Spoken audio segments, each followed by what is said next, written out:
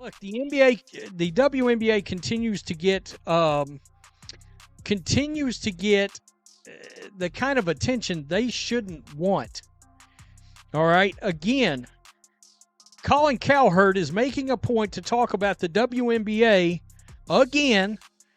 He does it now multiple times a week, but only when it comes to one player, or in this case, one player and what it is the rest of the league is doing to her. It looks like people are seriously talking about trading Caitlin Clark now. Just as Indiana started to calm down, Colin Cowherd added fuel to the rumors like it's his main job. He has strong opinions, and this one could start a big debate in the basketball world. Is he exaggerating? Definitely. But is he completely wrong? That's where it gets interesting. Caitlin Clark finished 9th in player voting. In fact, she finished behind one of her own teammates in player voting. The pettiness has no bounds. For years, the WNBA players were pointing fingers. They were saying people are sexist, we're not being promoted, we're underappreciated. And then they get the golden goose and they don't like what it looks like. When the wave hits, ride it. They wanted to fly private. They wanted to be more popular. They wanted sold out arenas. They got it. I wouldn't have guessed that Caitlin Clark would be this. Here we go again, watching the WNBA find new ways to mess things up, almost like it's a game. Forget building strong teams or getting more fans. They're busy creating shocking surprises. Now, the idea going around is to trade Caitlin Clark like she's a collectible card and call it strategy. That move wouldn't just upset Indiana. It could throw the whole league into chaos and poor management. This is clearly them cutting her down, because when you look at fan voting, obviously Clark is one, right? Because she has the most fans in the league. So that clearly biased. You go to the media voting. She was 3. She was 3. That actually makes sense. I agree. She's not having the best of years this year. She's actually, her shooting is down. Exactly. There's been a number of situations that she's just not played her best ball. But she is still much, eons better than a lot of the other players that they voted in front of her. Let's be clear, trading Caitlin Clark wouldn't just upset fans. It would destroy the league's biggest moneymaker. It's not just about losing a player. It's about losing the story that keeps everyone watching.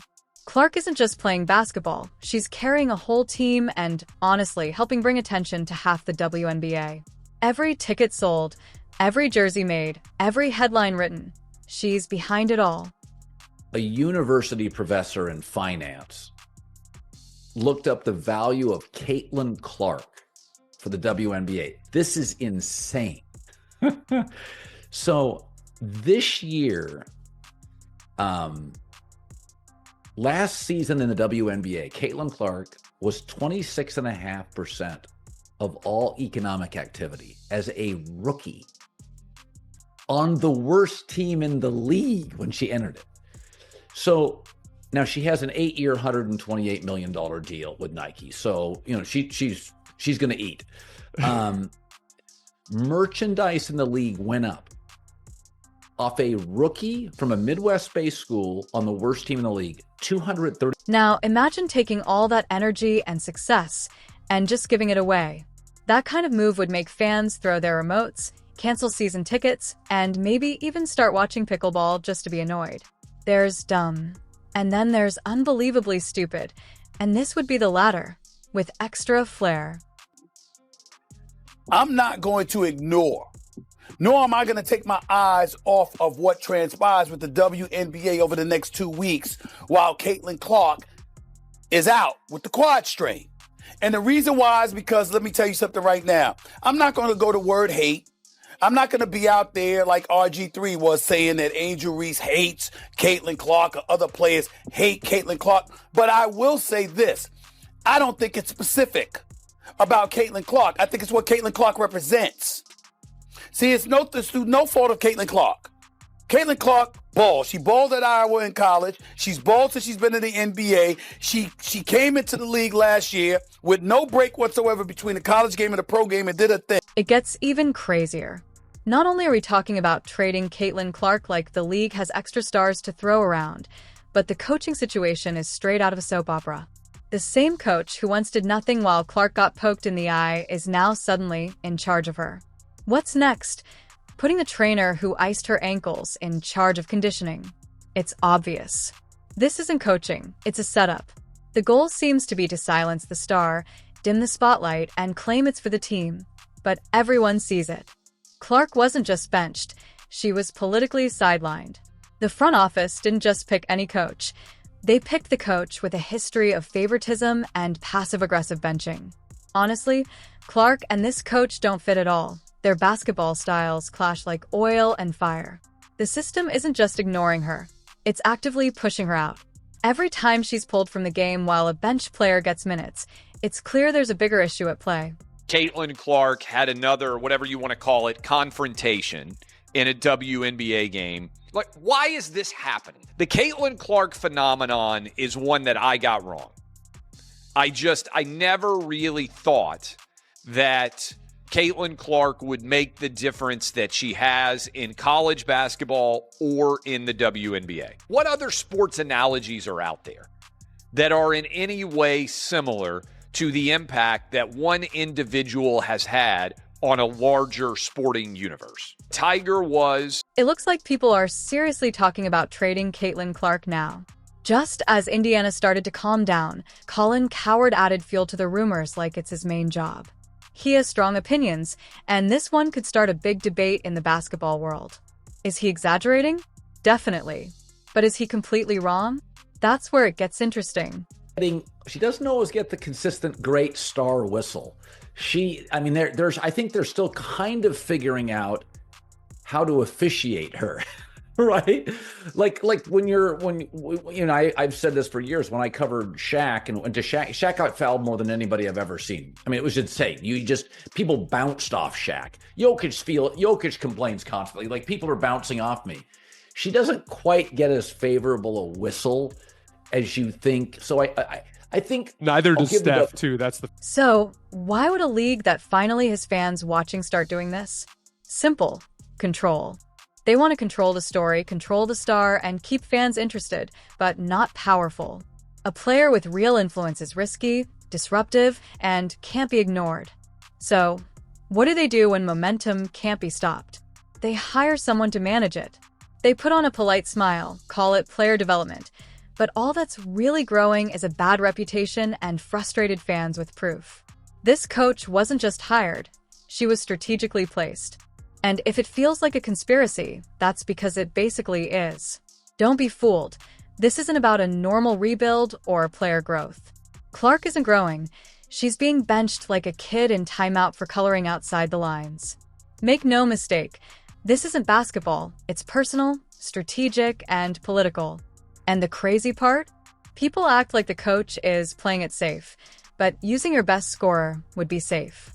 What they're doing is holding her back and hoping no one notices.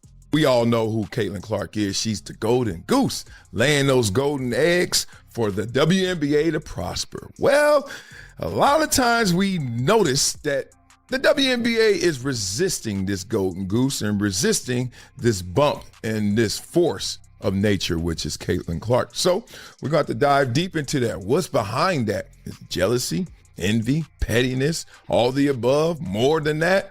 We're going to have to go. This isn't a smart strategy. It's sabotage disguised as coaching. Everyone sees it. The fans, the broadcasters, Twitter, even the guys selling popcorn in row 5. Meanwhile, the rest of the league would love to get their hands on Clark, like she's a prize to boost their own teams.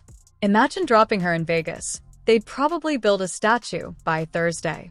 Send her to New York, and she'd be a Times Square headline before practice. But keep her in Indiana under this system? It's like storing fireworks in a freezer.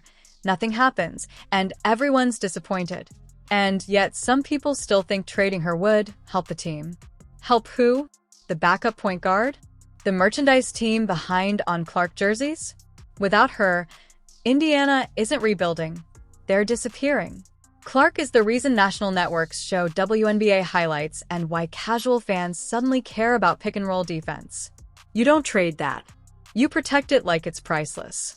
It's the last part of it, the players vote, that I take some exception to. And I'm not a big Caitlin Clark fan. Like, I don't care either way. But they vote her 9.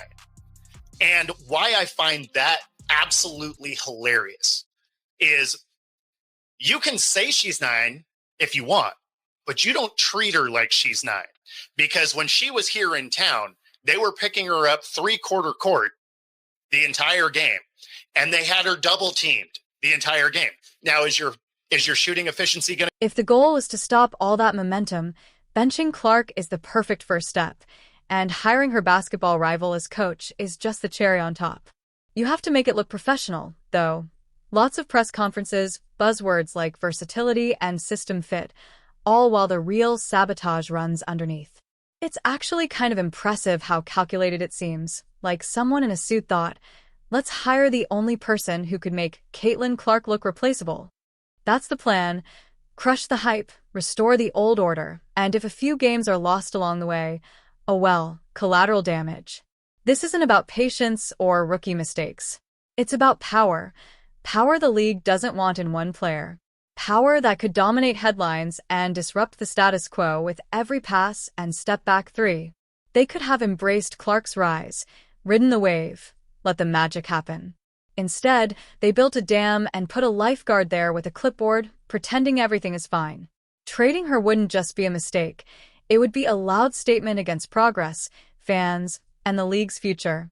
And fans wouldn't just get frustrated. They'd leave, because watching greatness mishandled isn't entertaining. Caitlin Clark was number 1 among fans, number 3 among media. What do you think she was among players? Dead last. It's just not last. No, not last, no. But barely made it to the top 10. So she was 1, 3, and 9. Well, Dick Vitale went off on a whole rant. It is pure jealousy. Someday these players will realize what she has done for them. They now have chartered planes, increase in salaries, sold out crowds, improved TV ratings. Stop being jealous haters on. So go ahead, keep benching her. Keep hiding it behind vague coach talk and recycled excuses about team development. But don't be surprised when fans stop coming, ratings drop, and the star you tried to silence walks out with her followers. Don't blame the fans, the media, or Caitlin Clark. Look at the front office, the coach with the vendetta, and the league that let it happen, and think, yep, you did this to yourselves. And just when you think it couldn't be more obvious, the league shines a giant spotlight on Clark with all the subtlety of a bulldozer in a glass shop. This isn't a conspiracy anymore. It's choreography. The commissioner, the coach, and every suit seem to be in the same play. How to humble a star player in 10 games or less. Poor Caitlin Clark just wanted to play, sign autographs, and bring some pride back to Indiana. Instead, she's stuck in a massive sabotage plot disguised as culture building. You can almost hear the theme music every time she subbed out for someone scoring 2 points. The crime? Being too good, too fast, and too popular. She walked into the league with the audacity to be loved nationwide, and now the powers that be are treating her like she came in swinging a baseball bat instead of shooting jump shots. Now let's look at the viewership, right? So I'm looking at here. So before the WNBA, before Caitlin arrived, the WNBA averaged around 300,000 to 400,000 viewers per game on national television, right? 300,000 to 400,000 viewership, right? The 2023 season, they said they saw an average of 367,000 viewers, right? When Caitlin Clark came, with her presence, viewership has increased with some games drawing over 1 million viewers, right? Caitlin Clark's WNBA draft for her drew 2.45 million viewers. That's crazy. So that means these people and what she did in college and bringing them all to the WNBA scale, people are watching the WNBA because of Caitlin. This isn't basketball anymore. It's punishment with a scoreboard. And Cece isn't causing drama. She's not posting cryptic tweets or skipping practice. She's just a tall, talented, all-around good person from the Midwest, trying to play in a league that treats being likable like a threat. Meanwhile, the WNBA is starting to feel like a backstabbing corporate Game of Thrones. Everyone smiles at press conferences while stabbing daggers behind the scenes.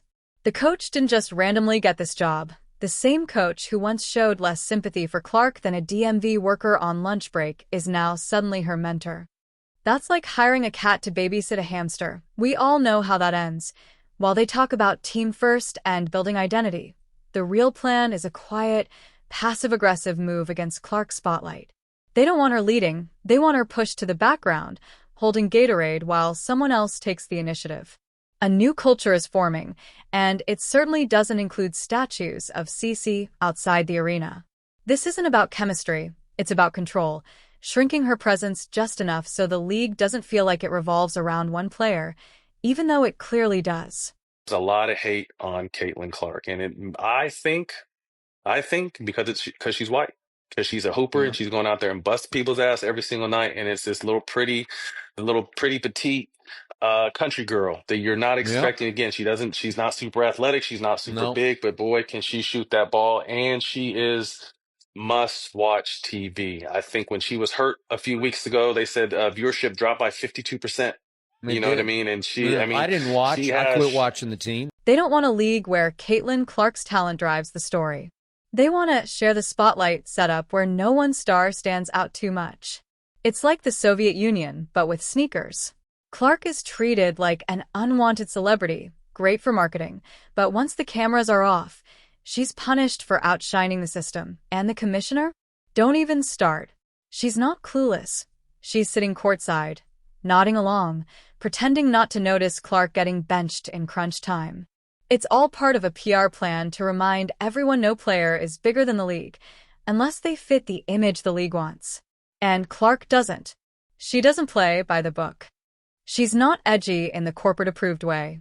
She's a talented, wholesome star from Iowa, and that doesn't fit the chaos the league is trying to sell. So now it's about slowly breaking her down until she either fits in or explodes. When we talk about hatred, when we talk about jealousy, when we talk about pettiness, Caitlin Clark's name always pops up because that's what she receives on a daily basis. And for the players to vote her ninth in guards just lets you know how out of... What we're seeing isn't a culture change. It's a quiet character attack. Clark's presence is being chipped away on purpose. The new rulebook says no more celebrating individual greatness, no more letting one rookie drive ratings, no more building the league around viral shots and jersey sales.